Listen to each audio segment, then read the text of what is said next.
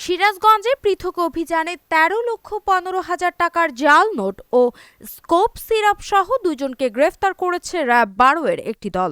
সোমবার সিরাজগঞ্জের সংলাই rapid action battalion সদর দপ্তরে আয়োজিত এক প্রেস ব্রিফিংয়ে এ তথ্য জানান র্যাব ১২ এর অধিনায়ক অতিরিক্ত পুলিশ উপমহাপরিদর্শক মোহাম্মদ আতিকুর রহমান মিয়া।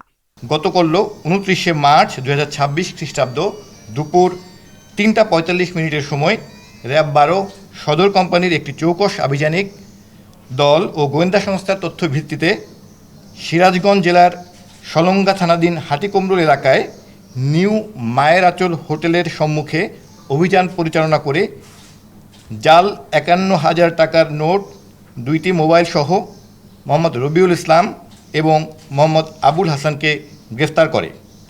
পরবর্তীতে আসামির দেয়া তথ্যের ভিত্তিতে সিরাজগঞ্জ জেলার সলঙ্গা থানাধীন ধোপাকান্দি শাকিনস্থ পলাতক আসামি মোহাম্মদ হাকিম শেখ এর ভাড়াকৃত বাসা হতে ১২,৬৪,৭০০ টাকার জাল নোট সহ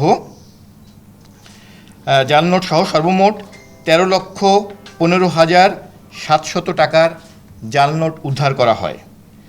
প্রাথমিক জিজ্ঞাসাবাদে জানা যায় যে আসামিরা দীর্ঘদিন যাবৎ লোকচক্ষুর আড়ালে সিরাজগঞ্জ জেলাসহ আশপাশ এলাকায় জাল টাকার নোট নিজ হেফাজতে রেখে খাঁটি নোট হিসাবে বিক্রয় ও লেনদেন করে আসছে। গ্রেফতারকৃত আসামিদের বিরুদ্ধে সিরাজগঞ্জ জেলার সলঙ্গা থানায় মামলা রুজু প্রক্রিয়াধীন রয়েছে।